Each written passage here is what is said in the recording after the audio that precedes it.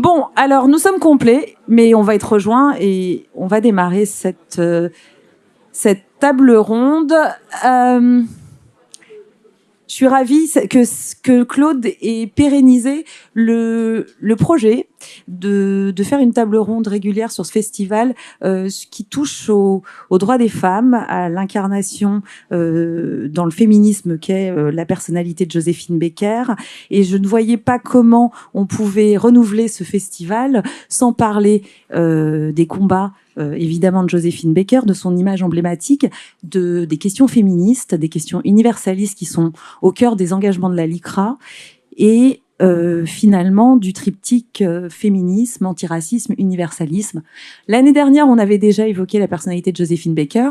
Effectivement, Joséphine Baker, ce n'était pas en soi une représentante de la cause féministe, mais pourtant, tout dans le parcours de Joséphine Baker en fait une icône finalement du droit des femmes, de la visibilisation des femmes, de la cause antiraciste. Tout dans son parcours, et Élise Fagellès l'a rappelé tout à l'heure et je l'en remercie, incarne le concept de liberté au féminin, de l'indépendance au féminin. C'est une femme qui a su mener sa vie avec poigne, sans la tutelle masculine, qui a su porter ses combats, qui a su être une résistante, qui a su être une mère de famille multiple et recomposée. Elle incarne l'antiracisme universaliste que nous défendons à la LICRA, cet antiracisme qui n'a pas de frontières, qui n'a pas de couleur de peau, qui défend toutes les orientations sexuelles, un antiracisme qui ne se limite pas à sa communauté, un antiracisme qui n'est pas à la découpe, un antiracisme qui concerne l'espace monde. Alors aujourd'hui, je suis ravie d'incarner cet antiracisme universaliste qui porte les combats et les valeurs féministes également, avec 4 femmes puissantes qui s'engagent dans ces combats-là. On se pose des questions depuis plusieurs années sur cette incarnation du féminisme universaliste. Est-ce qu'il est en déclin? Est-ce qu'il est en échec? Est-ce qu'il est en renouveau? On s'était dit, nous étions dit que l'assassinat tragique de Mahsa Amini en Iran faisait repartir le flambeau d'un engagement féministe universaliste qui dépasse son pays, qui dépasse sa communauté, qui dépasse sa condition, qui dépasse son origine, sa nationalité, et que l'ensemble des femmes du monde entier allaient porter la cause des femmes, peu importe la religion qu'elles ont, le pays d'où elles viennent, et que les femmes iraniennes portaient ce flambeau à travers ce magnifique slogan qui est « Femme, vie, liberté ». Malheureusement, on a été un peu déçus de voir que les féministes ne nous ont pas toutes suivies. Et dans on va pas faire une table ronde négativiste, mais on va poser des constats. Aujourd'hui, il en est où ce féminisme antiraciste, universaliste? Est-ce qu'il est en déclin? Est-ce qu'il est en échec? Ou alors est-ce qu'il est porteur d'un avenir? Nous avons des personnalités qui incarnent ces combats féministes universalistes. Elles vont nous parler des déceptions qu'elles ont pu avoir depuis ce mouvement Femmes, Vie, Liberté.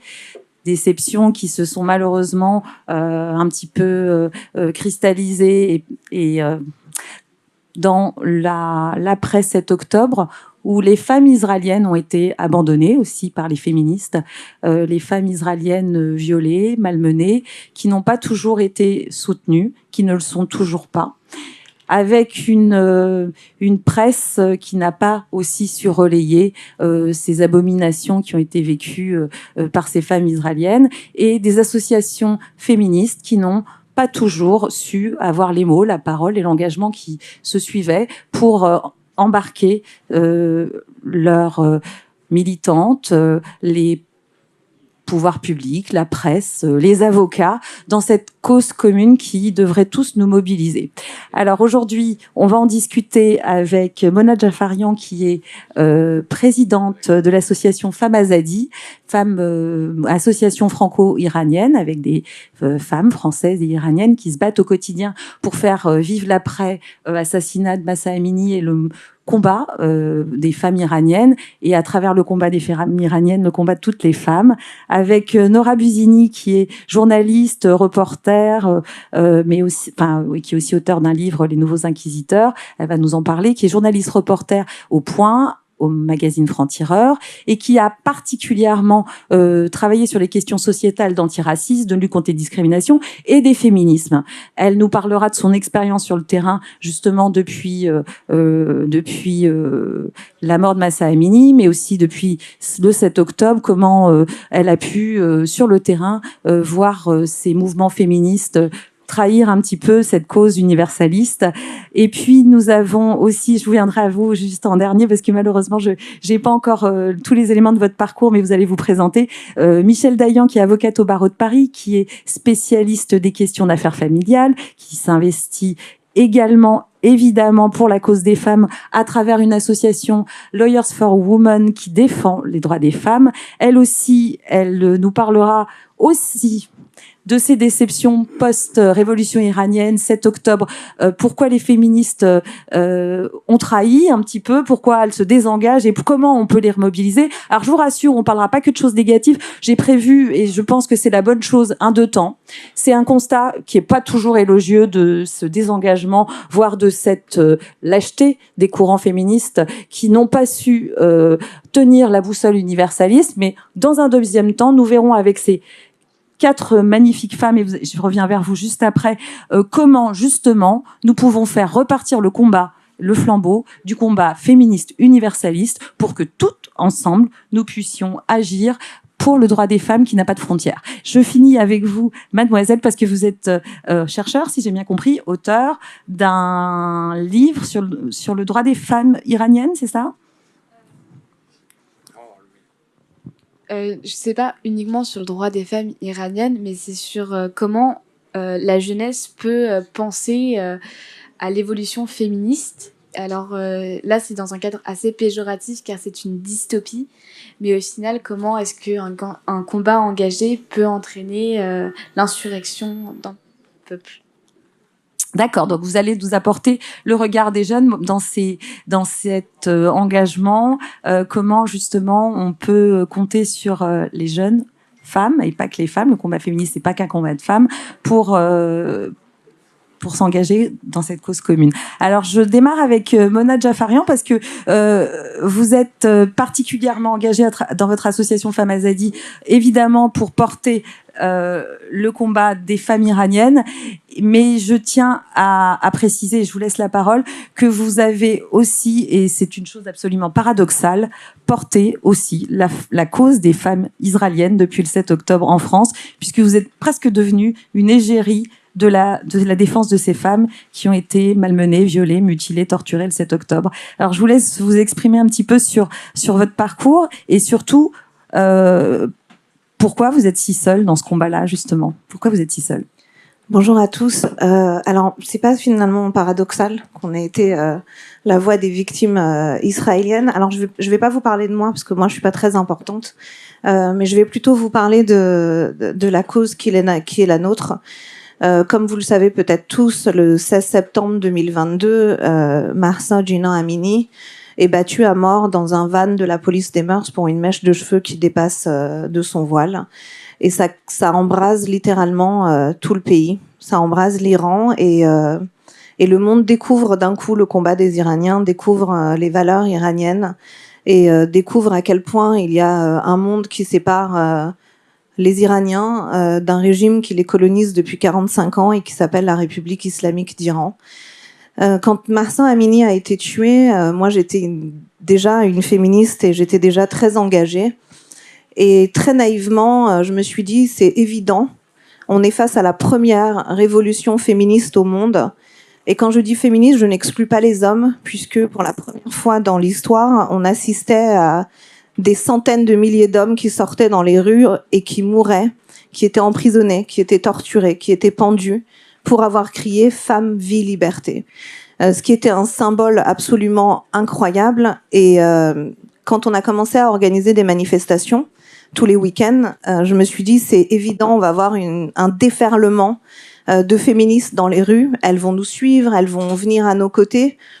Et puis très vite, je me suis rendu compte qu'on était très seuls. Donc on a commencé à les démarcher, à envoyer des emails, à leur expliquer ce qui était en train de se passer.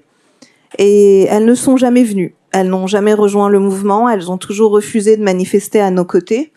Donc on a commencé à s'interroger sur le pourquoi du comment. Comment, en France, dans un pays laïque où les féministes se battent pour les droits des femmes et pour l'égalité des droits, on pouvait renier le combat de femmes qui sont en train, au risque de perdre la vie, réclamer ce dont nous jouissons ici.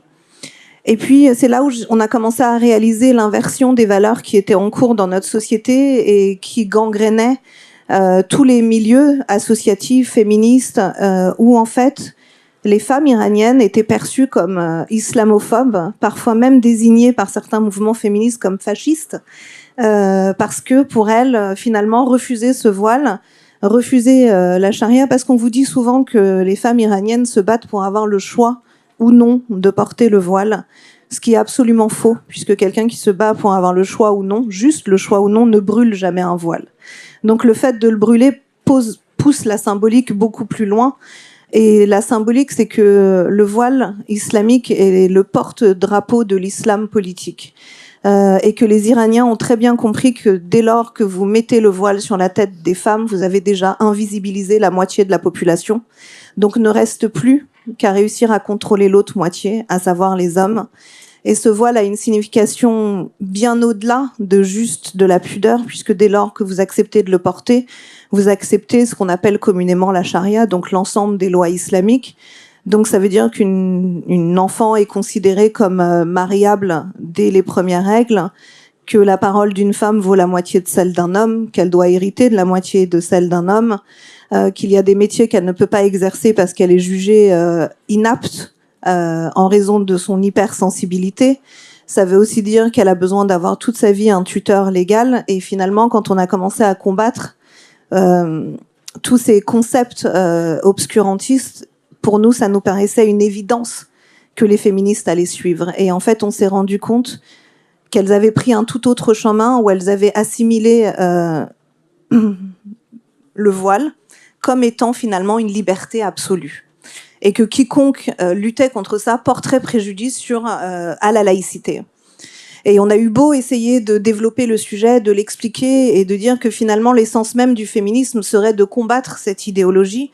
Et d'ailleurs, elles le font très bien quand aux États-Unis, l'extrême droite interdit l'avortement, elles descendent toutes dans la rue pour le dénoncer. Mais quand une femme est dite, je déteste ce mot, mais malheureusement c'est celui qu'elles utilisent, racisée, on part du principe qu'elle est née pour vivre avec ce type de culture. Ce qui en soi est la pire idéologie paternaliste, orientaliste et finalement coloniale, donc ce qu'elles prétendent combattre et finalement ce qu'elles sont devenues. Et c'est vrai que ça a été une des plus grandes déceptions qu'on a vécues pendant ces 1 an et demi de lutte, et on s'est rendu compte que toutes les couches, tous les milieux étaient touchés, donc que ce soit au niveau des politiques, que ce soit au niveau des féministes, mais aussi au sein de la société, où bien souvent les gens avaient du mal à comprendre le combat qui était le nôtre, et où il était très souvent réduit à juste une volonté de porter ou non, de s'habiller comme on voulait, et une non-intégration de la réalité de ce que veut dire un régime islamique. Et finalement, le plus dur a été de se dire que la base même de notre démocratie, de notre république, c'est justement ce principe d'égalité, mais aussi de laïcité. Et c'est pourquoi notre combat est devenu double, nous battre pour l'Iran, pour la libération du peuple iranien, et pas uniquement des femmes, puisque tout est lié, mais aussi pour la France, parce que c'est là où on s'est rendu compte à quel point cette idéologie intégriste avait gangréné notre société, au point où plus personne n'osait dénoncer ouvertement ce qui se passait chez nous, de peur d'être taxé d'islamophobe. Et c'est pour ça qu'on s'est vraiment rendu compte qu'il fallait être absolument intransigeant sur ce principe de laïcité, puisque c'est cette laïcité qui nous permet de pouvoir continuer avec l'égalité des droits, la liberté de croire ou non, et surtout celle de pratiquer, de ne pas risquer sa vie parce qu'on a décidé d'être un apostat ou parce qu'on a décidé même de blasphémer. Et malheureusement, je m'éloigne un peu du sujet, mais c'est un point qui est très important. On s'est rendu compte qu'on avait banalisé beaucoup de choses, même en France. On a vu des gens justifier le fait que finalement, ce qui s'était passé à Charlie Hebdo, c'était une sorte de provocation, et que peut-être que si on n'avait pas provoqué, on n'aurait pas eu ça.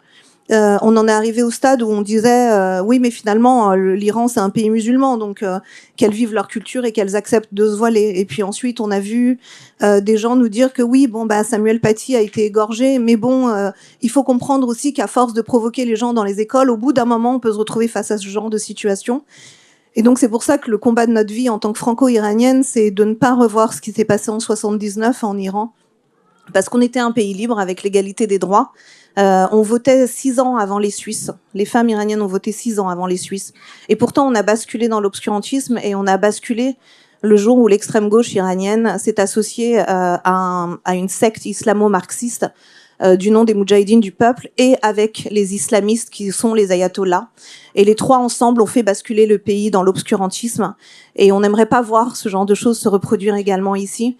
Et c'est pour ça que je pense que cette majorité silencieuse que vous êtes doit prendre la parole et doit dénoncer, parce que nous devenons des cibles aujourd'hui en France, parce que la grande majorité des gens se tait sur la réalité de ce qui est en train de se passer, et en Iran, et ici. Voilà, merci. Merci. Merci Mona pour votre courage. Je reviendrai un petit peu après. Peut-être qu'on va donner la parole à Nora, mais finalement elle va se compléter avec la vôtre. On constate effectivement depuis quelques mois. Donc il y a votre engagement qui est que moi je connais évidemment parce que je vous suis beaucoup sur les réseaux sociaux et comme vous dites, il y a une grande majorité silencieuse qui sait ce que vous faites vous les femmes iraniennes de diaspora pour que la démocratie, l'égalité, la liberté puissent triompher dans votre pays, mais finalement dans la société, dans toutes les sociétés démocratiques mondiales, qui sont en perte de vitesse sur ces valeurs fondamentales. On assimile trop souvent votre combat à tort ou à travers, parfois pour l'égalité des droits, comme un combat, comme vous l'avez dit, islamophobe, donc raciste.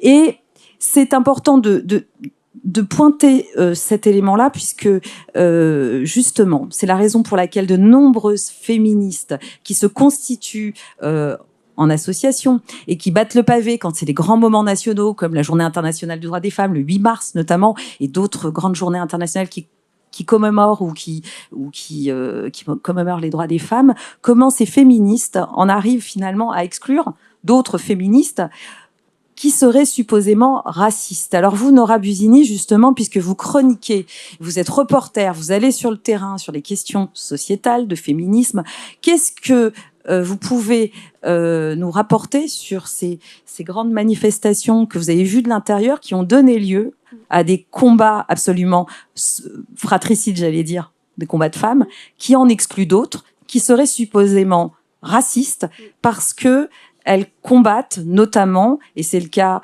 des associations de femmes juives qui ont voulu défendre le droit des femmes israéliennes et qui se sont retrouvées exfiltrées de plusieurs manifestations parce qu'elles étaient menacées, car assimilées à des sionistes, donc à des racistes et à des soutiens d'un gouvernement supposément génocidaire. Et vous avez chroniqué vous avez rapporté ces éléments dans de nombreux articles. Qu'est-ce que vous avez observé sur le terrain concrètement, Nora ? Oui, alors bonjour à tous, merci d'être si nombreux pour parler du féminisme universaliste. Effectivement, alors moi je suis donc journaliste d'investigation et en fait ce qui est intéressant c'est que ce livre est une enquête en immersion durant 1 an sous une fausse identité dans les milieux militants. Qu'on peut qualifier parfois sans savoir, sans comprendre le terme de woke, et qui est un terme qui ne me convient pas suffisamment pour dépeindre la complexité de ce qui se joue et que Mona a très bien esquissé justement. En fait, ce qui s'est passé, c'est que le 8 mars 2022, grande manifestation féministe, je me retrouve à devoir interviewer des femmes qui se sont faites rouer de coups, tabassé à coups notamment de bâtons et exfiltré de la manifestation 2024. Féministe 2022 manifestation, et justement c'est pour ça que je vais revenir parce que marrant, 2 ans plus tard c'est ce qui s'est passé à nouveau. 2022, elles étaient tabassées. Alors justement l'un des plus beaux messages de cette manifestation du 8 mars, c'était la lutte contre les violences faites aux femmes, qui est un sujet qui me touche et sur lequel je travaille constamment. Elles étaient tabassées, rouées de coups, exfiltrées parce qu'elles étaient accusées d'être transphobes, donc d'être potentiellement discriminantes envers les personnes trans. 2 ans plus tard, le 8 mars 2024, rebelote. Rebelote puisque des femmes ont été menacées. On leur a jeté des tessons de bouteilles. Certaines, moi j'ai dû constater les blessures, se sont vues. Donc surtout, c'était des militantes qui ont quand même en moyenne entre 40 voire 70 ans. Elles étaient blessées physiquement. Elles ont été insultées de sales juives. Sale juive, virgule, nazi, c'est des choses qu'on a pu retranscrire, justement, qu'on a pu écouter dans toutes les vidéos et quand on a pu interviewer les forces de l'ordre, parce qu'elles étaient accusées, justement, d'être des sionistes. Et donc, elles ont été, elles aussi, exfiltrées de la manifestation du 8 mars 2024. 2 ans ont séparé ces deux événements et pourtant j'ai l'impression que rien ne bouge.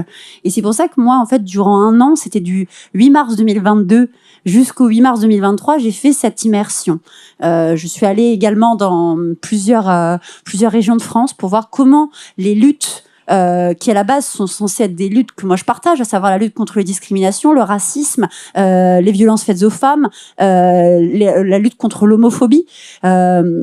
Comment on en arrive, sous prétexte à être tellement persuadé qu'on lutte pour le plus grand bien, qu'on en vient à commettre certaines exactions sans s'en rendre compte, parce qu'on se dit que comme on est juste et que on fait les choses bien, eh ben on n'arrive plus à être lucide sur ce qu'on fait.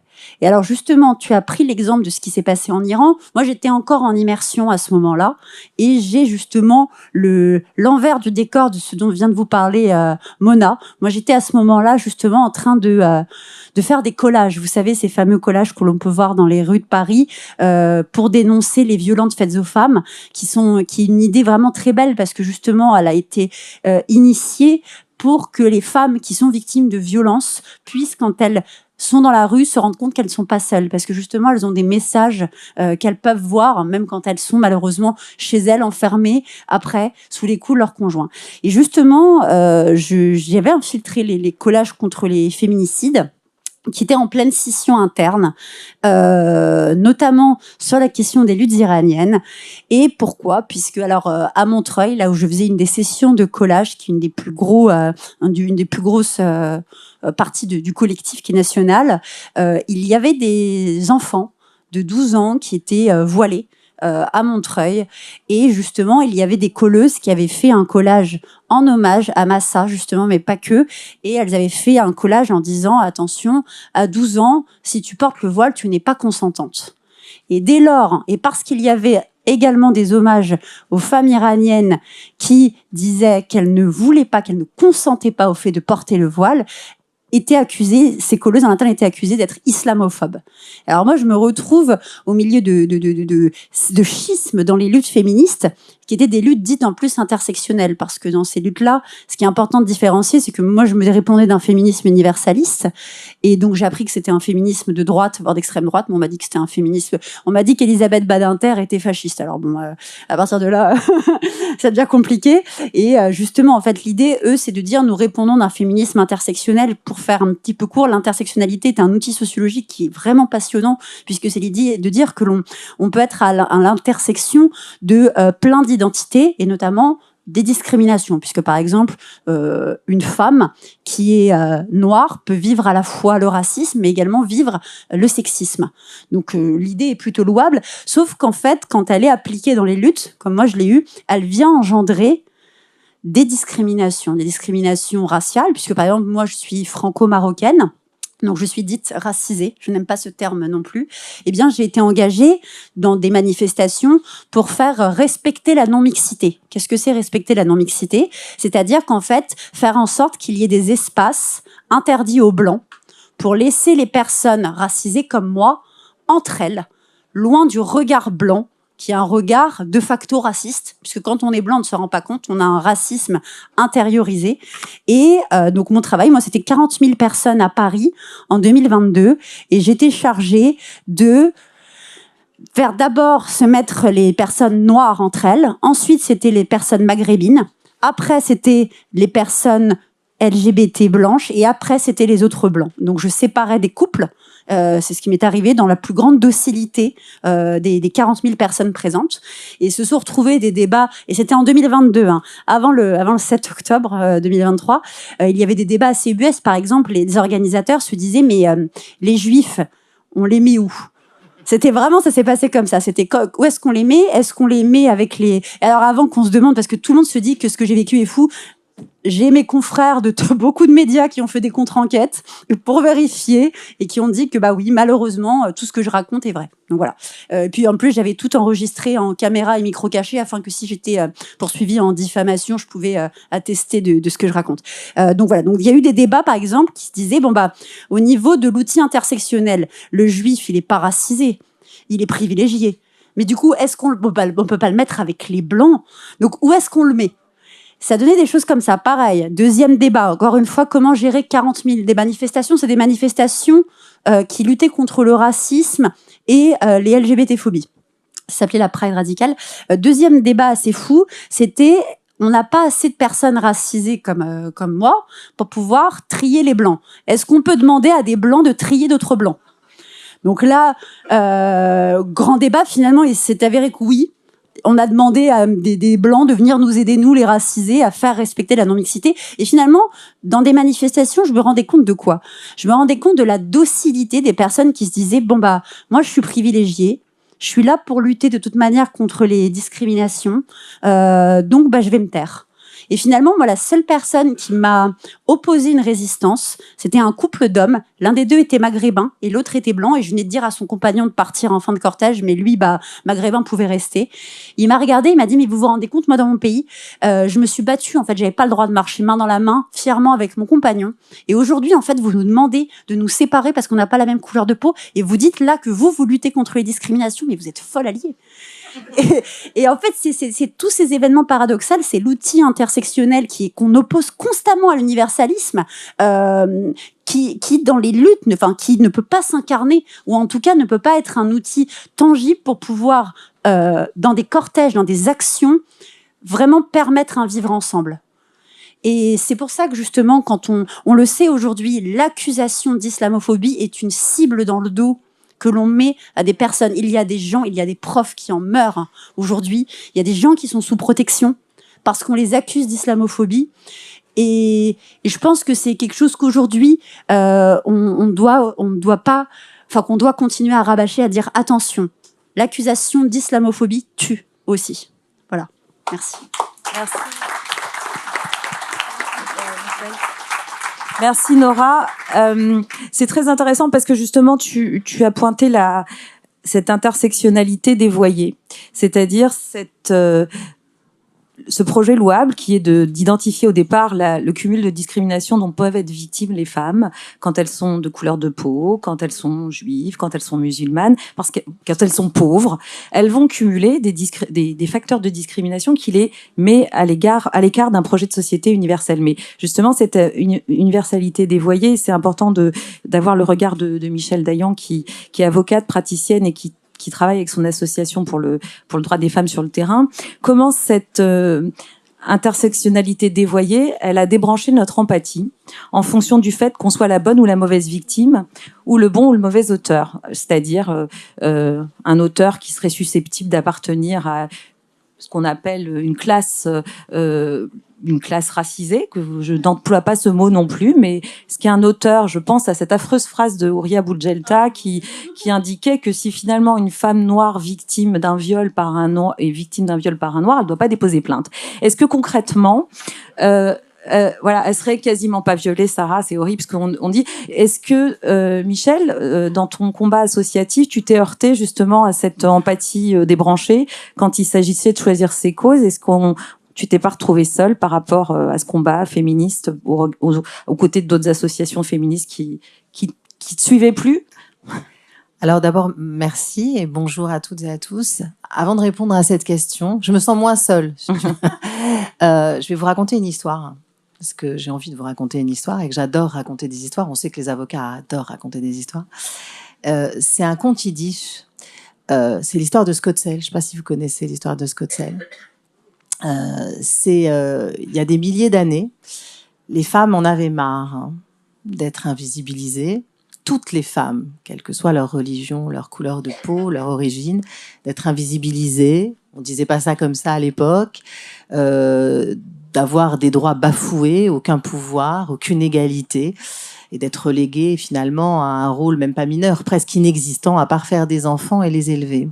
Et donc toutes ces femmes ont décidé ensemble de former une pyramide humaine et donc de monter les unes sur les autres jusqu'à atteindre l'Éternel, Dieu, tout en haut de la pyramide humaine. Comme il y a beaucoup de femmes, elles se sont dit, toutes ensemble, on va réussir à atteindre Dieu. Et donc, elles ont commencé à monter les unes sur les autres et elles ont choisi une avocate. Alors, une avocate, c'était peut-être Mona, c'était peut-être Nora, c'était peut-être Galina. Elles ont choisi une avocate de la cause des femmes pour être tout en haut de cette pyramide et parler à Dieu. Et puis, au bout de quelques jours, parce que ça met des semaines, voire des mois, de monter comme ça jusqu'à Dieu, la pyramide s'est effondrée. Elles ont trébuché. Et donc, elles ont remis le métier sous l'ouvrage, comme toujours les femmes, et elles ont recommencé la pyramide. Et elles n'ont pas trouvé Skotsel. Et ça fait plus de 5000 ans qu'on ne retrouve pas Skotsel. Et on se dit que peut-être, elle est toujours là-haut et qu'elle est en train de plaider la cause des femmes auprès de Dieu. Et que peut-être, à la fin de cette conférence ou à la fin de ce salon, peut-être après le 7 juillet, qui sait, elle va revenir et elle va dire « ça y est, j'ai plaidé la cause des femmes ». Voilà, je voulais vous raconter cette histoire parce que je trouve qu'elle va très bien avec ce salon et avec cette conférence. Maintenant, pour répondre vraiment à ta question, moi, je suis avocate, je préside une association de lutte contre les violences faites aux femmes. La plus grande des violences à laquelle je suis confrontée professionnellement, c'est la violence intrafamiliale, c'est la violence conjugale, qui est une violence systémique, il ne faut pas se le cacher. Il y a des hommes victimes de violences, mais là, c'est pas le sujet, c'est pas systémique. Et j'y suis allée avec tout mon cœur, mon énergie, et j'ai entendu parler pour la première fois il y a quelques années de l'intersectionnalité. Parce que dans cette association, moi, je suis une vieille féministe de plus de 50 ans, mais qui a quand même des capteurs ouverts. Et j'essaie de comprendre aussi comment le monde évolue et d'apprendre des plus jeunes que moi. Et donc, on a une force jeune qui sont très intersectionnelles. Et donc, j'ai essayé d'écouter avec toutes mes oreilles, avec mon cerveau, et j'ai compris qu'en effet, certaines luttes étaient spécifiques. Et je pense qu'on ne peut pas tout mettre à la poubelle. L'intersectionnalité n'est pas quelque chose dont on peut... C'est intéressant parce qu'en effet, de la même façon qu'on lutte pas contre l'antisémitisme, de la même façon qu'on lutte pas contre le racisme anti-noir, anti-arabe, je veux dire, chaque forme de racisme ou de discrimination a sa spécificité. Et pour lutter efficacement contre une spécificité, il faut lutter avec des moyens spécifiques et l'identifier. D'où l'intérêt de l'intersectionnalité et d'où le fait d'ailleurs que dans la lutte contre les violences faites aux femmes, comme on dit, mais oui, d'accord, mais il y a des hommes battus. C'est un autre sujet, c'est pas spécifique. Donc l'intersectionnalité, je l'ai écoutée, je l'ai entendue. J'ai été moi-même aussi un petit peu, soucieuse de ces réunions interdites aux hommes, en l'occurrence, mais pourquoi pas, dans les années 70, ça se faisait aussi, et pourtant c'était un féminisme assez universaliste, où il y avait comme ça des réunions de femmes du MLF qui étaient interdites aux hommes, parce que sinon les hommes prenaient le pouvoir, le micro, la parole, et elles pouvaient plus parler. Donc pourquoi pas, j'ai écouté tout ça, et les choses ont commencé à se fissurer véritablement, en effet, en 2023, après ce qui s'est passé en Iran, et c'est fracassé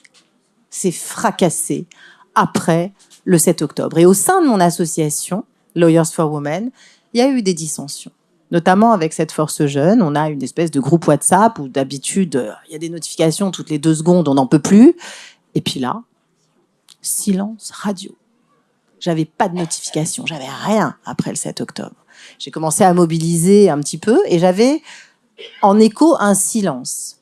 Et puis je regardais les réseaux des adhérentes de mon association, des étudiantes en droit notamment, des jeunes femmes de toute religion, de toutes origines, de toute, je pensais, obédience politique, plus ou moins à gauche, voilà. Et là, c'était le silence. Et le silence, il parle. Le silence, c'est une stratégie de communication.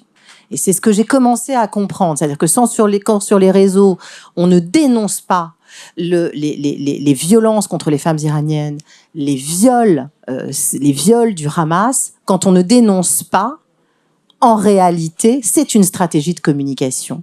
C'est une façon, au contraire, d'être du côté des agresseurs. Et ça, il faut le dire, que le silence est une stratégie de communication. Donc j'ai commencé... Je vous cache pas que je suis en déroute intellectuelle totale et que s'il n'y avait pas eu finalement cette table ronde, la LICRA, etc., j'aurais vraiment raccroché la robe, comme on dit dans notre jargon, raccrocher la robe du féminisme, parce que j'étais en déroute intellectuelle mais même pas en tant que juive en réalité, en tant que femme, en tant qu'avocate, en tant que militante, en tant qu'idéaliste. Puis je me suis aperçue que finalement les femmes étaient des hommes comme les autres, hein, tout aussi dictatoriaux quand il le faut, tout aussi discriminantes, tout aussi racistes, et que bien évidemment finalement on était la moitié de l'humanité et on faisait partie de l'humanité et de ce qu'elle avait de pire comme de meilleur, mais aussi de pire. Et après le 7 octobre, évidemment, j'ai comme nous toutes, j'ai essayé d'en parler. Bon, bref, je me suis fait des invités de France Info, machin, parce qu'on n'avait pas les preuves. Seule radio qui m'a écouté après le 7 octobre, c'était Radio J quand même. Donc on m'a assigné finalement au fait que j'étais juive. C'était une assignation à une identité, alors que je venais juste parler de ça. Mais pour répondre, parce que je m'égare un peu à ta question, Galina, c'est vrai que sur les violences intrafamiliales, il y a un vrai sujet. Et j'en parlais avec une de mes consoeurs qui s'occupe beaucoup de féminicides. Il y a un vrai sujet, c'est-à-dire que on ne veut pas dire quelle est l'origine des agresseurs. Il y a un vrai sujet sur les féminicides dans des milieux, par exemple, qui sont extrêmement... où la religion est très prégnante, on va dire. Où la religion est extrêmement prégnante. Alors, je vous rassure, c'est super démocratisé. Hein, je veux dire, il y a des cathos, il y a des juifs, il y a des musulmans. Tout le monde frappe sa femme dans tous les milieux et dans toutes les religions. Ça, c'est une évidence. Maintenant, il y a des spécificités aussi, parce que la religion, quelle qu'elle soit, c'est un moyen d'oppression de la femme, c'est très clair. Et il y a une vraie invisibilisation dans la façon dont sont traités les féminicides lorsqu'ils sont liés, ou des violences faites aux femmes, lorsqu'elles ont une coloration religieuse forte. Et ça, c'est un vrai sujet. Maintenant, moi, ce que j'observe dans les dépôts de plainte ou dans les tribunaux correctionnels sur les violences faites aux femmes, j'observe pas véritablement de différence. Au contraire, mais c'est pas finalement ce dont on parlait tout à l'heure. J'observe que quand une femme noire d'un milieu pauvre, précarisé, se fait taper dessus par son mari noir, pauvre, précarisé, c'est souvent moins bien pris au sérieux dans les commissariats, mais pas pour les raisons qu'on évoquait. Simplement, bon, c'est bon, ils se tapent dessus entre eux. Il y a encore ça aussi, et il faut le dire, parce qu'il faut discerner. Je crois que le maître mot de tout ce qu'on dit là, c'est le discernement. Voilà, c'est ne pas se laisser embarquer, et c'est de toujours discerner. Voilà, je ne sais pas si j'ai répondu à ta question. Merci.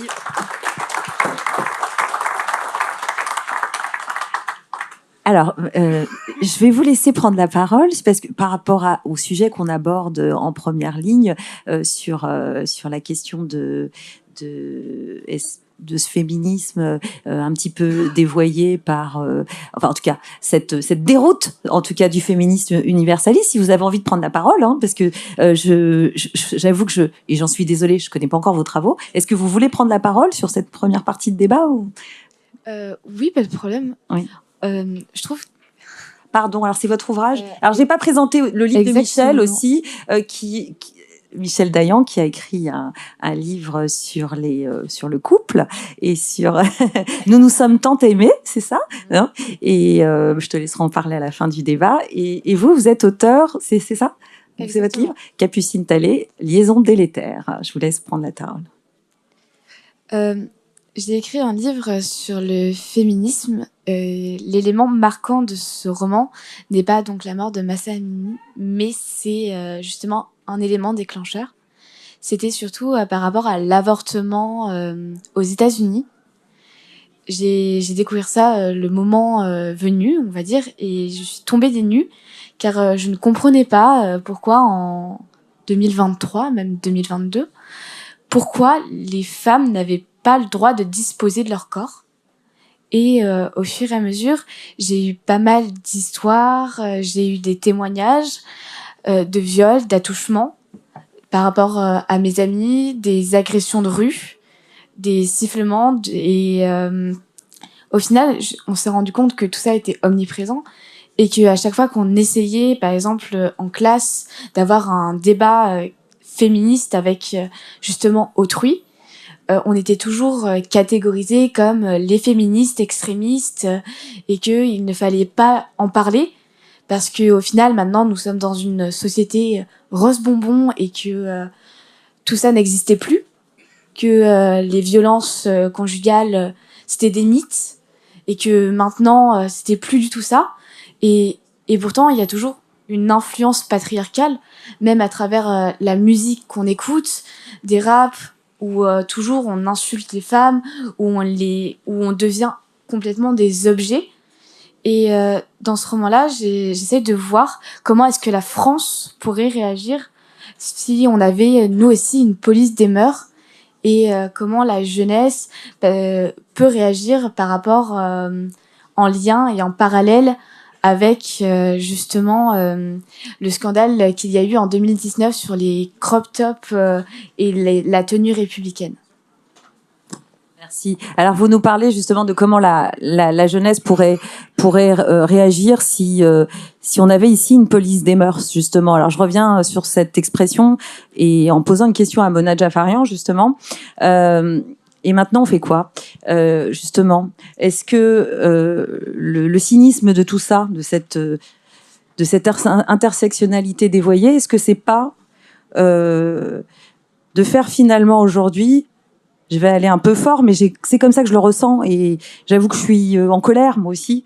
Est-ce que on va pas nous dire aujourd'hui que maintenant, le combat féministe, si on le pousse au bout de son raisonnement, et parce qu'on veut défendre toutes les femmes, peu importe leur religion, leur orientation, le pays où elles sont nées, est-ce qu'on n'est pas en train de nous dire que finalement le combat féministe c'est une cause raciste? Et si on n'est pas le bon auteur, et si on n'est pas la bonne victime de la bonne origine, de la bonne religion et du bon pays de naissance. Et qu'est-ce qu'on peut faire pour lutter contre ça, Mona? Parce que pour vous, le combat, il n'a pas de frontières. Non, le combat, il a pas. Pour venir sur le principe de la police des mœurs et l'islamophobie, il faut savoir que le terme d'islamophobie a été quasiment créé et promu par Khomeini, donc celui qui a instauré la République islamique, et que il l'utilisait principalement contre les femmes iraniennes à l'époque, donc en 79, et que il les qualifiait d'islamophobes parce qu'elles refusaient de se voiler. Donc déjà, le terme en lui-même a été créé comme une arme pour empêcher ceux qui veulent dénoncer ce patriarcat de le faire. Et ensuite, on a vu finalement que cette rhétorique d'inversion des valeurs, parce qu'il faut savoir que les extrémistes utilisent nos valeurs contre nous. Donc typiquement, ils vont utiliser justement ce besoin d'égalité des droits pour l'utiliser contre nous, la laïcité contre nous, et c'est comme ça qu'on se retrouve avec une députée de la République, donc Madame Obono, qui organise un colloque contre la laïcité, où elle invite des députés et où on entend, nous, en tant que femmes iraniennes, la laïcité à la française est aussi terrible et barbare que la police des mœurs en Iran. Et alors là, nous, on se dit, mais on est quand même face à une situation complètement hallucinante où on est en train de comparer le fait d'arrêter, emprisonner, battre, lapider, violer, torturer. On a quand même 580 pages de rapports de l'ONU, 120 d'Amnesty qui dénoncent des crimes contre l'humanité systémiques à l'encontre des femmes iraniennes. Et on se retrouve avec des députés de la République qui font un parallèle entre la laïcité, donc la liberté de culte, et le fait de systématiquement oppresser les femmes. Et moi, le meilleur moyen de lutte que j'ai trouvé, c'est juste ne pas reculer. C'est-à-dire qu'au début, quand on a commencé cette lutte, moi, je suis une militante antiraciste et féministe depuis des années et des années, et me faire traiter moi de raciste, de fasciste, d'islamophobe, ça a été très compliqué psychologiquement en fait au départ de se dire mais qu'est-ce qui est en train de se passer en fait, des femmes qui devraient être à mes côtés se retrouvent aujourd'hui à me traiter moi de fasciste, donc où est-ce que ça va pas? Et au fur et à mesure du temps, je me suis rendu compte qu'il y a toujours cette minorité bruyante, vindicative, qui vous donne l'impression que vous avez tort et que vous êtes seul. Mais à côté de ça, j'ai commencé à recevoir des messages de centaines, de milliers de femmes qui me disaient « Pardon du gros mot, mais bordel, enfin, je retrouve le féminisme. Enfin, je retrouve ces valeurs universalistes. Enfin, on n'assigne pas quelqu'un à son origine. C'est-à-dire que ce n'est pas parce que je suis iranienne et que je suis née en Orient que culturellement, je suis faite pour qu'un homme me domine. C'est complètement hallucinant d'en arriver à un tel état d'esprit et qu'on veut nous imposer. Et en fait, on le voit bien quand je vois des grandes sociétés françaises faire silence, et on a essayé parfois de faire des collaborations avec des marques qui nous envoyaient des messages en nous disant on soutient votre combat, et on dit pourquoi pas la création d'un t-shirt, et puis finalement elle reculait, non, c'est trop politisé. Et dans le même temps on voyait par exemple Sephora devenir fournisseur officiel des hijabeuses. Alors on disait mais c'est quand même fou, parce que et typiquement nous on voit ce qu'il y a derrière, mais on a du mal encore à être entendu. Et par exemple l'épisode de l'abaya, nous, on a vu comment c'est arrivé. Donc, sur les réseaux sociaux, on a commencé à dire aux jeunes filles, si tu veux contourner la loi de 2004, achète une abaya. Comme ça, on pourra, nous, marquer notre territoire, mais ils pourront pas nous interdire de le porter parce que c'est pas un voile. Donc, on a vu comment c'est venu en place. Et nous, dans le même temps, on voyait les Saoudiennes qui, en 2017, lancent un mouvement en Arabie Saoudite qui s'appelait l'abaya à l'envers. Donc, elles portaient l'abaya à l'envers pour lutter contre le patriarcat que représentait ce vêtement pour elles. Donc imaginez qu'en Arabie Saoudite, qui est quand même le berceau de l'islam, des femmes mettaient l'abaya à l'envers pour dire on n'en veut plus, et en France, des jeunes femmes en arrivaient à se battre pour pouvoir aller à l'école avec. Et elles ont gagné en Arabie Saoudite. Donc le MBS, donc le roi, a fini par décréter que l'abaya serait interdite dans les écoles saoudiennes. Donc rendez-vous compte à quel point on se retrouve dans des systèmes où, là où les gens sont le plus concernés et le plus opprimés, on lutte contre des valeurs. Et en France, on en arrive à un stade où on voudrait vous faire croire que lutter contre ce patriarcat est raciste. Donc moi maintenant, je recule pas, j'accepte les insultes, j'accepte les menaces, parce que je me rends compte qu'il y a de plus en plus de conscience qui s'éveille et qui lutte avec nous, à nos côtés, pour les mêmes valeurs, pour faire reculer cet intégrisme qui est en train de gangréner notre société et qui porte chaque jour atteinte à notre laïcité. Merci vraiment. Alors,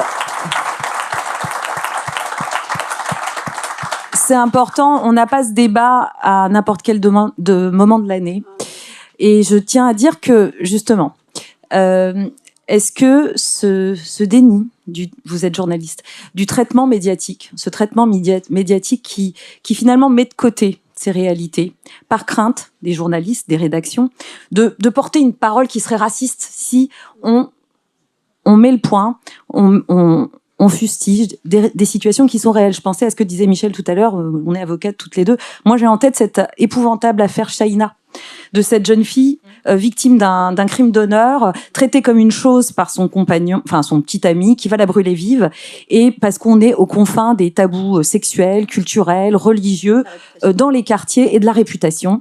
Est-ce que, alors, et la sous-couverture médiatique de ces crimes, de la situation, le calvaire que vivent les femmes iraniennes qui sont victimes de viols, armes de répression pour avoir porté des paroles de soulèvement face à une oppression d'État qu'elles vivent, et les viols par les pages d'Aran, les gardiens de la Révolution. Est-ce que le fait que les journalistes, et là il y a une responsabilité démocratique, aient mis de côté tous ces débats-là, est-ce qu'aujourd'hui on n'assiste pas à des expressions qui vont se faire violemment dans les urnes? Et quel est le poids des journalistes et de votre responsabilité, justement? Alors je vous fais pas porter toute la responsabilité, mais vous avez peut-être un mot à dire là-dessus. Alors non.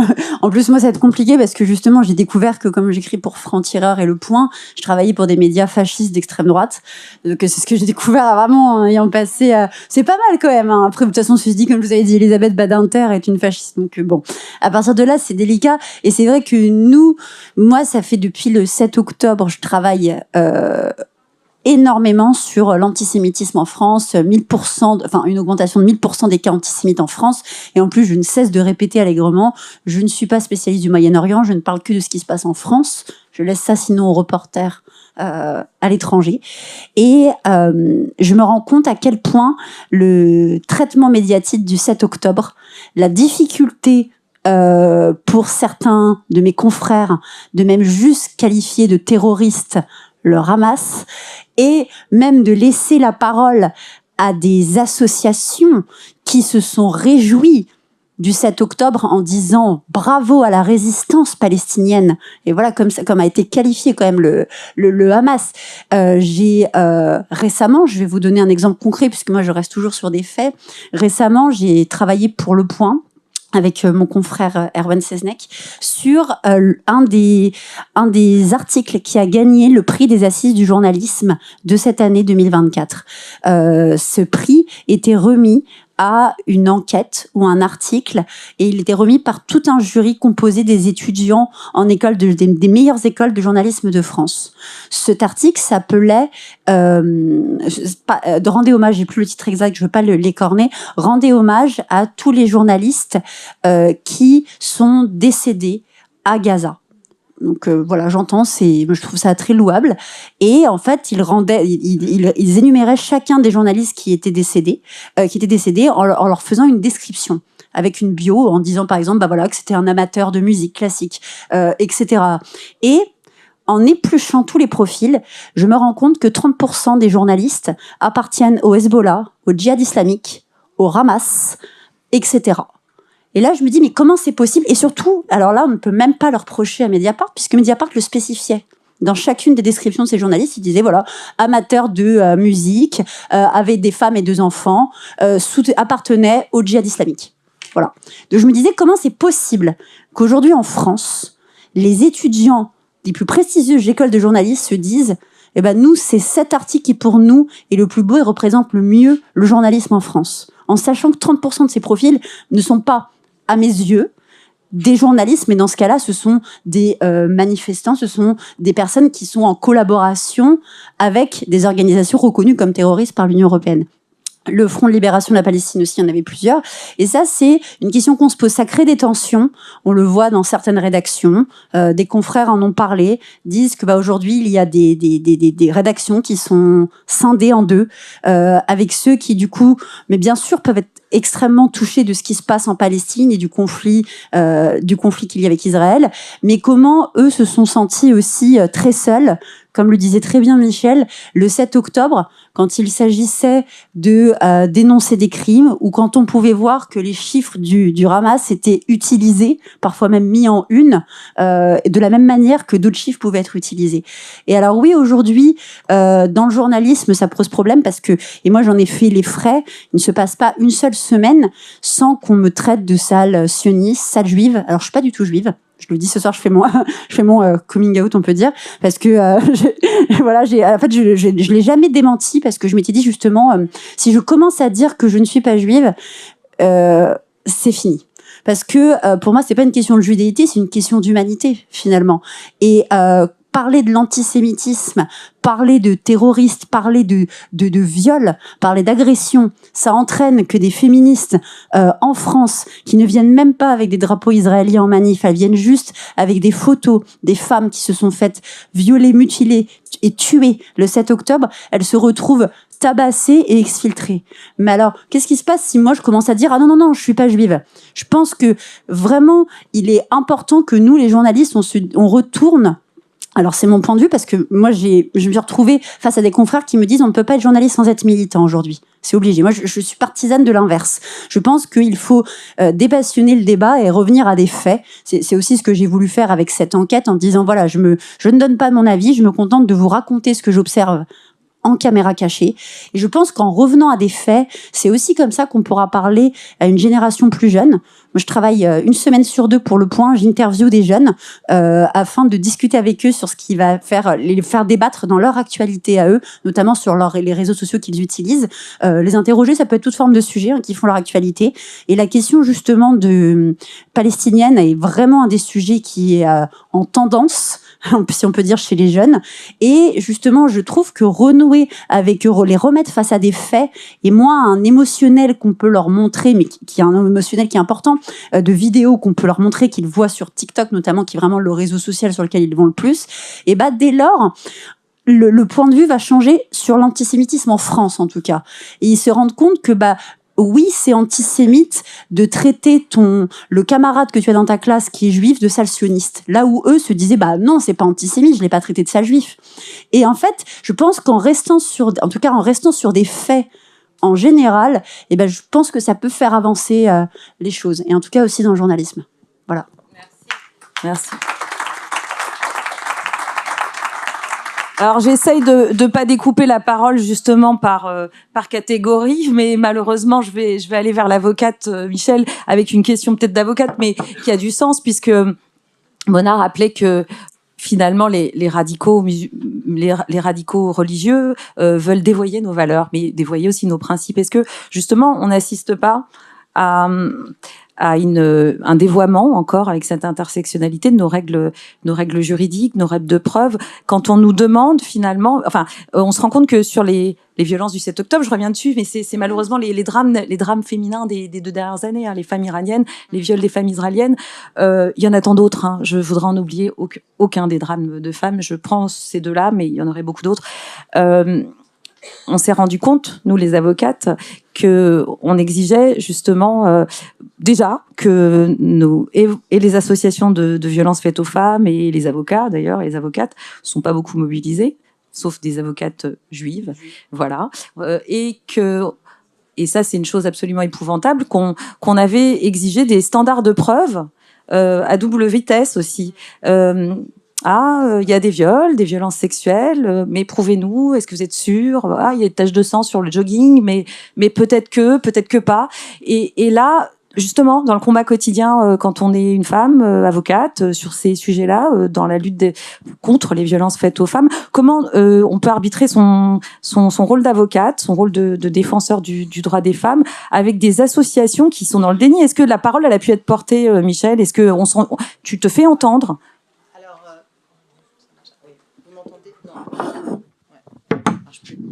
Oui, là, ça marche.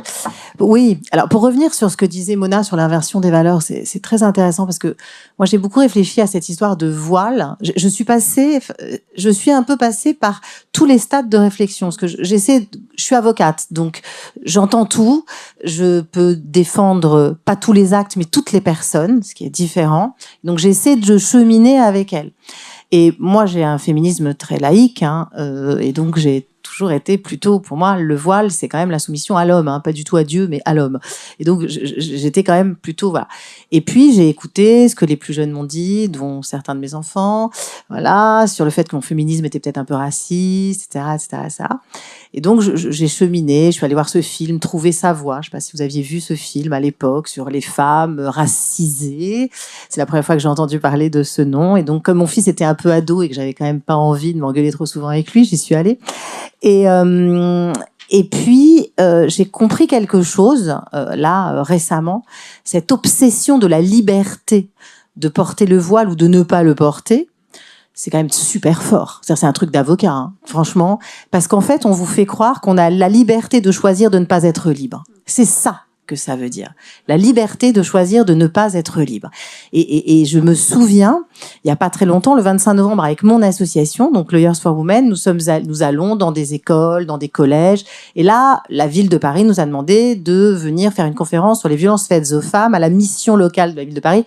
C'est-à-dire, ce sont des jeunes en réinsertion que la ville de Paris aide et qui doivent, en contrepartie de cela, suivre un certain nombre de modules d'éducation à, finalement, la citoyenneté, la civilité, les violences faites aux femmes. Et donc, il se trouve que la secrétaire générale de mon association, qui est avocate, s'appelle Khadija Azougache. Elle est d'origine marocaine, elle est musulmane, pas du tout intégriste, et que donc toutes les deux on porte une jolie voix, je trouve, parce que Michel Dayan, Khadija Azougache, et on va toutes les deux, et je pense, pour revenir aussi au thème à ce second thème de la table ronde, comment lutter, moi je pense, mais ça c'est peut-être ma déformation d'avocate, qu'on ne parle qu'au cœur, qu'à l'émotion et pas à la tête. C'est-à-dire qu'on peut parler au cerveau de tous ces gens qui sont là, parce que si vous êtes là, c'est que vous pensez tous pareil finalement, mais en revanche, pour parler aux gens qui pensent pas comme nous, qui ne sont pas convaincus, il faut parler à leur émotion. En tout cas, moi, c'est comme ça que je fais, c'est comme ça que je parle aux juges, notamment, et c'est comme ça que voilà.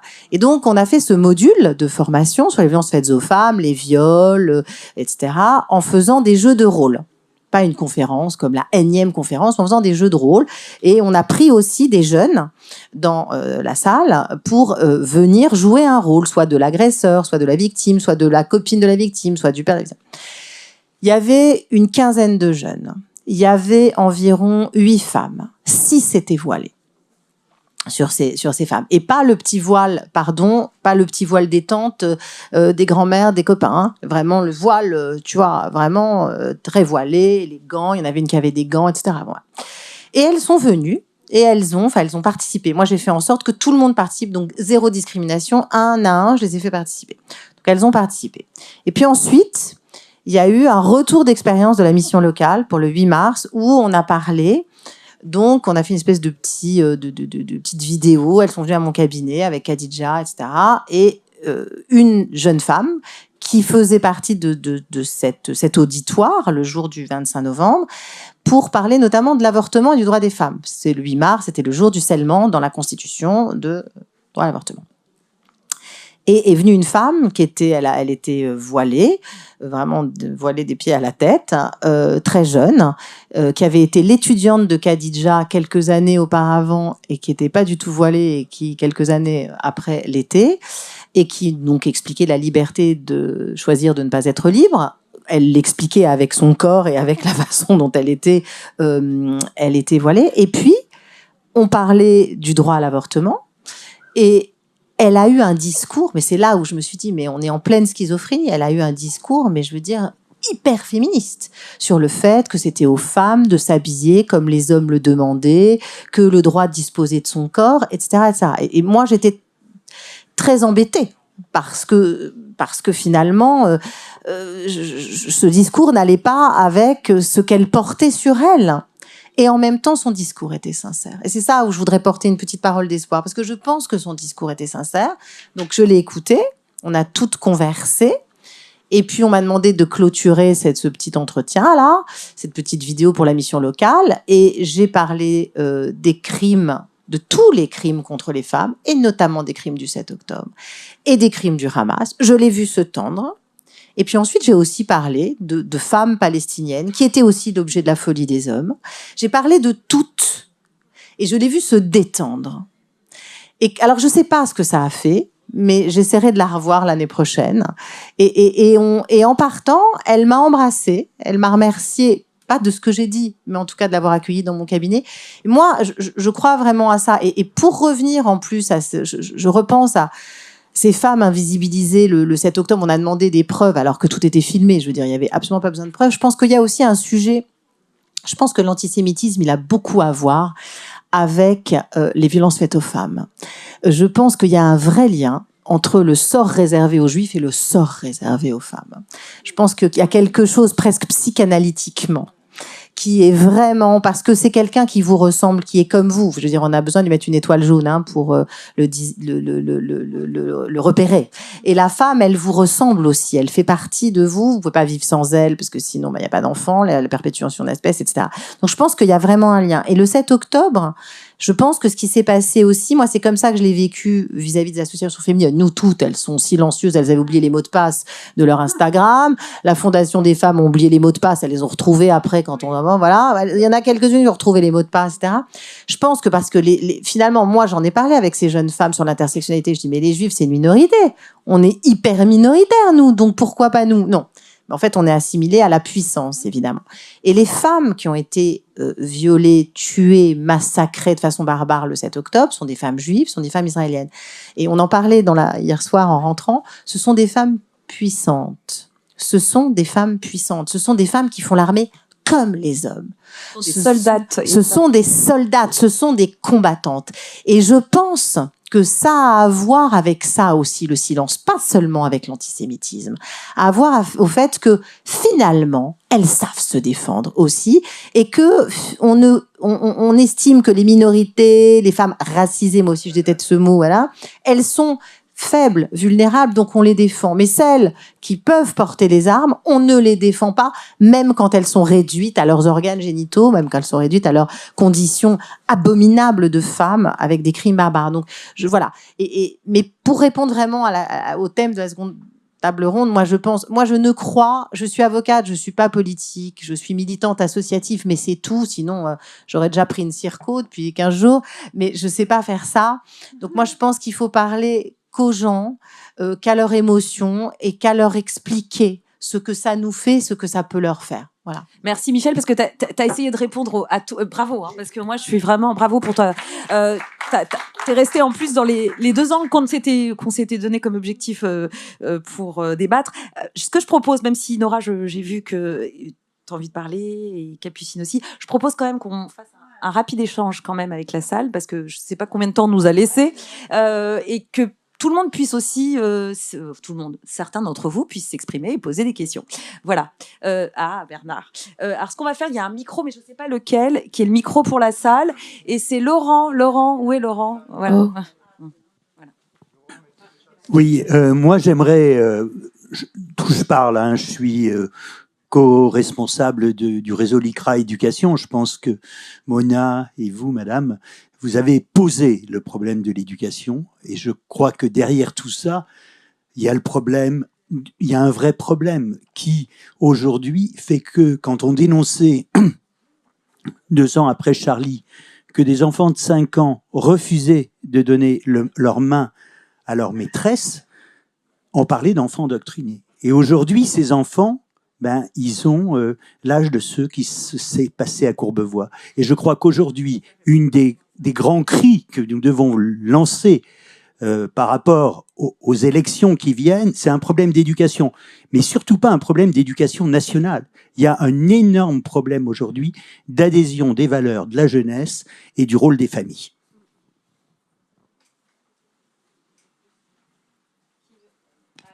Est-ce que vous avez des questions pour nos invités? Moi, je veux bien poser la question, j'en ai une. À travers tout ce qui a été dit, je comprends qu'il y a à la fois un renversement des valeurs, à la fois... En fait, la question que je voulais vous poser, c'est il y a aussi, à travers ce que vous dites, je ressens une forme de racisme envers peut-être certains hommes qui... J'avais discuté avec une femme qui est présidente d'une association qui vient en aide aux violences faites aux femmes, qui accueille ces femmes pour les loger avec les enfants et les protéger. Et elle me disait qu'il y a quelque chose dont on ne parle pas, c'est le racisme de certains hommes qui épousent des femmes pensant que ça va être des femmes soumises, et qui épousent des femmes musulmanes ou des femmes qui ont des origines orientales pensant qu'ils vont pouvoir les soumettre. Et comme ce sont des femmes et que ce sont des êtres humains à part entière, eh bien elles se soumettent pas comme monsieur voudrait, et qu'elles se retrouvent tabassées. Moi, je voulais savoir si vous aviez ce retour d'expérience aussi en tant qu'avocate de défense de ces femmes qui se font violenter. Ça, c'est la première chose, si vous aviez ce retour-là, parce que c'est quelque chose dont on ne parle pas, et on parle d'intersectionnalité, mais on peut parler aussi d'intersectionnalité sur le racisme, en fait, en lui-même, et que là aussi, il y a quelque chose qui se passe et qui n'est jamais dénoncé. Donc, je voulais savoir si vous aviez, vous, ce retour dans le cadre de ce que vous avez pu expérimenter. Je ne sais pas si j'ai été très claire, je suis désolée, je suis peut-être confuse. Si, c'est clair. Oui, il y a en effet ce que tu racontes est classique, et on est vraiment aux confins du racisme et du machisme. Hein. C'est vraiment ça. Je veux dire, en général, on cumule. Hein. Et donc, moi, j'ai eu à une époque, un de mes cabinets était tout près d'un salon de massage thaïlandais, et donc du coup, des fois, je prenais un café avec les filles et tout, et puis on a commencé à sympathiser, et j'ai eu comme ça une espèce de vague de divorce de ces jeunes femmes, dont des bons mâles blancs dominants hétérosexuels depuis 50 ans, comme dit mon fils, sont allés finalement en Thaïlande, en général des mecs qui n'arrivaient pas à séduire des femmes ici. Pardon, c'est pas sympa ce que je dis là. Et puis épouser ces jeunes femmes, pensant, parce que le mythe de la femme thaïlandaise qui fait tout pour l'homme, qui va s'en occuper, qui va lui donner à manger, qui va lui faire plaisir, etc., etc. Et puis elle revenait en France. Et Dieu merci, voilà, quand on arrive dans un pays où quand même on est dans une égalité des droits, on est colonisé de la bonne manière par ce qui se passe dans ce pays-là, à savoir par l'égalité, par le fait qu'on ne se soumet pas. Et donc, elles divorçaient les unes, puis elles travaillaient. Alors, elles étaient masseuses très souvent, parce que voilà, elles savaient faire ça dans un institut, etc. Et elles divorçaient. Il y avait beaucoup de violence. Ouais. Il y avait beaucoup de violence, parce qu'elles ne se soumettaient pas. Et puis parce que pour aller chercher une femme, parce qu'elle va être soumise, et qu'elle est étrangère, et qu'elle a les papiers Il y a ça aussi, il y a une histoire de régularisation des papiers. Je veux dire, les divorces, c'est très compliqué parce que quand on divorce peu de temps après s'être marié, on peut perdre même sa nationalité française qu'on a acquis par mariage. Et c'est un vrai levier pour ces hommes vis-à-vis des femmes. Donc c'est vrai que, et je te remercie d'avoir posé cette question, parce que c'est vrai qu'on ne peut pas le nier. Il y a un racisme, on cumule en général, quoi. Voilà. Merci d'avoir posé cette question, parce que du coup, je vais intervenir aussi, deuxième avocate du débat. Le colonialisme familial, il existe. C'est-à-dire qu'effectivement, on va le voir beaucoup quand on pratique le droit des étrangers. C'est effectivement ces mariages gris, c'est-à-dire des gens ici, hein, le fameux mâle dominant plus de 50 ans dont parle Michel, qui va monnayer ses bons services maritaux pour que des femmes, donc qui seront des précaires, des femmes souvent issues de l'immigration africaine, puissent obtenir des papiers. Et là, on a aussi cet effet inversé, parce qu'il faudrait pas que ce débat il prenne la tournure que nous, on ne veut pas lui donner. C'est qu'en fait, ici, on a un propos universaliste, et que certains sont des manipulateurs des droits des femmes dans un sens comme dans un autre.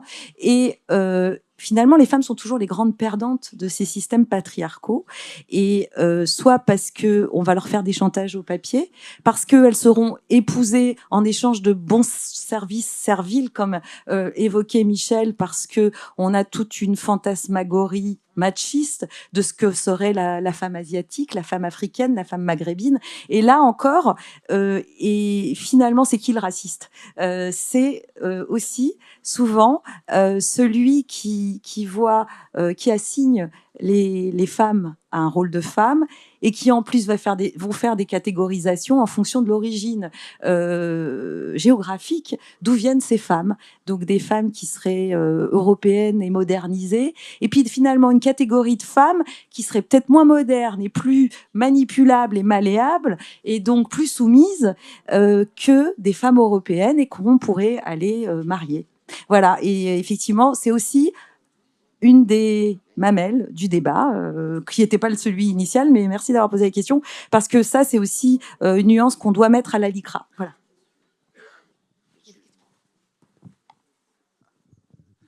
Oui, bon, pardon. Le thème de l'universalisme, précisément, puisque tu prononces le mot, j'enchaîne dessus.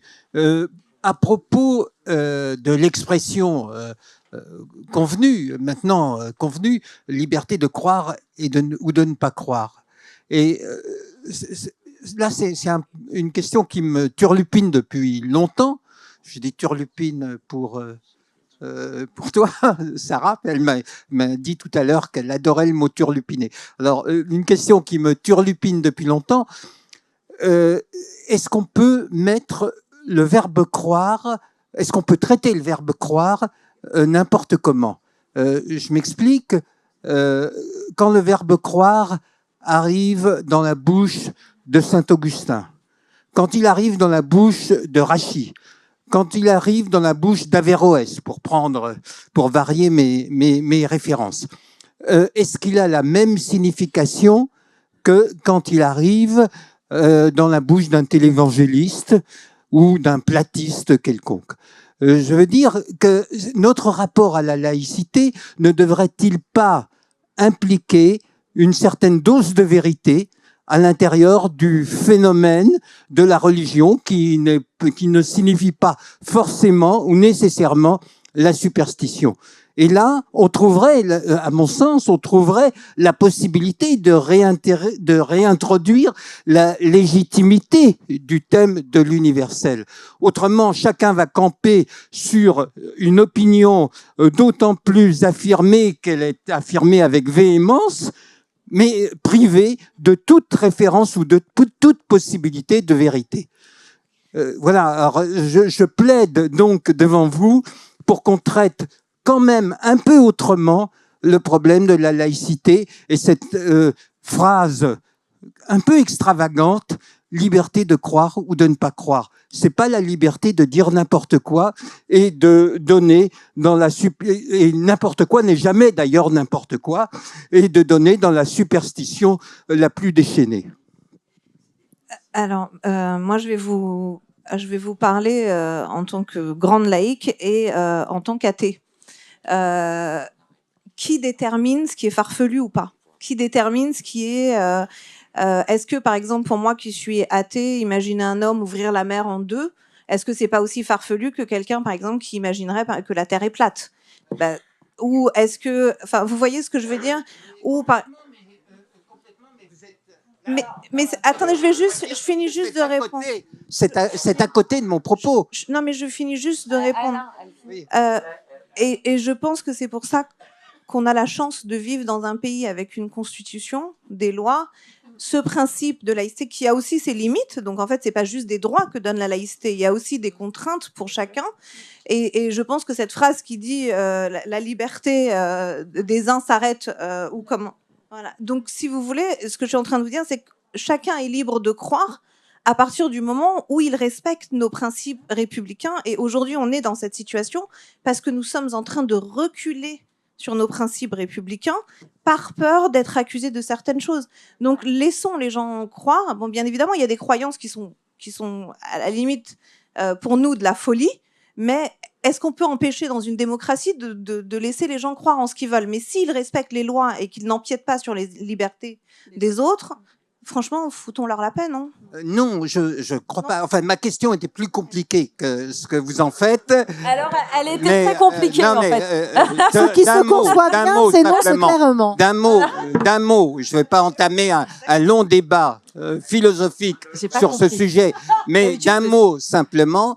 Le problème ou la question de l'athéisme n'est pas du tout en dehors du champ de ma question. Les rabbins, par exemple, dans le Talmud, des rabbins disent que les rabbins croient les rabbins professent leur religion avec toute la raison de l'athéisme. C'est une référence de Lévinas, chacun aura reconnu. Voilà. Non mais Alain, alors moi, nous on pratique depuis des années, mais restons dans le sujet. Alors féminisme, c'était notre sujet, c'était le féminisme universaliste. Mais elle était super ta question, mais c'est, il faut qu'elle soit accessible à tout le monde. Elle a peur de rien, je pense, Mona. Ouais. Mais alors vraiment de rien. Et d'ailleurs, elle a compris ta question. Alors, je sais pas si j'ai forcément compris votre question, parce que au moins, je l'assume. Mais pour moi, je trouve que même si on croit, par exemple, en étant platiste, même si c'est pas forcément avéré, etc., je trouve que c'est beau de croire. Enfin, je trouve que la foi, c'est quelque chose de magnifique et qu'on peut tout savoir. Et peut-être parce que c'est du haut de mes 17 ans et demi que je vois encore le monde en rose, etc. Mais j'ai la foi en l'humanité, j'ai cette foi en la femme, en ce féminisme universel. Et ce féminisme universel, je l'ai ressenti vraiment quand j'ai fait une collecte contre la précarité menstruelle, où justement, je m'adressais à des hommes dans un club de foot. Vous vous rendez compte ? Alors que moi, au début, quand je commençais à jouer au foot, on m'a fait jouer dans les terrains pourris. J'ai joué sur de la boue, sur de la terre, enfin, c'était tout sauf des terrains. Et j'ai découvert ce qu'était la précarité menstruelle. Et vraiment, ça m'a touchée. Je me suis dit, comment c'est possible que quelque chose de naturel, des femmes ne puissent pas s'en protéger, ne puissent pas en vivre. Enfin, et donc, j'ai commencé à me renseigner sur la précarité menstruelle. J'ai fait des actions avec Règles élémentaires, en collaboration avec mon club de foot. Je suis allée voir des hommes. Et du haut de mes 15 ans, j'étais là en mode « Oui, alors les règles, c'est douloureux !» Et il y a un tabou dans le sport qui s'est créé autour des règles. Parce que les seules fois où on parle des règles dans le sport, c'est la pub Tampax. Enfin, au bout d'un moment, je me suis dit... Vous regrettez votre question. Vous vous y attendiez pas à ça, hein. Les femmes finissent toujours par parler de leurs règles. Et juste quand... Ou de leur absence de règles. D'un certain temps, parce que là, on peut en parler aussi. Et... Non, mais juste pour finir sur le fait... C'est trompé de festival, là, je crois. Juste pour finir que sur le fait où j'ai pu rendre ces protections hygiéniques, eh bien, il y a eu un moment de solidarité où juste il y a eu un phénomène où on s'est tous réunis, où même les hommes sont venus acheter des serviettes hygiéniques pour donner à la cause féminine. Et je trouve que c'est beau et que l'universalité, ça passe par l'égalité des deux sexes.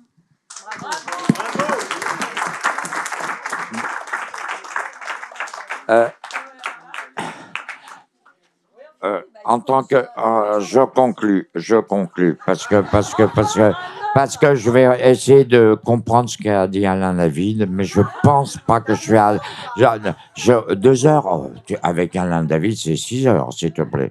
Tu le connais pas. C'est mon ami. Merci d'avoir animé. Merci à vous. Merci. Capucine, merci. Je te connaissais pas. Tu m'as appelé un jour. Tu m'as parlé de ton livre, de tes combats. Et je t'ai dit, viens. Et merci d'être venu. Et merci à toi, Claude, de t'être battu pour que cette thématique soit renouvelée. Il n'y a pas d'universalisme sans les femmes. Voilà, merci. Et oui, sans les hommes, évidemment, mais on oublie souvent les femmes, donc bravo.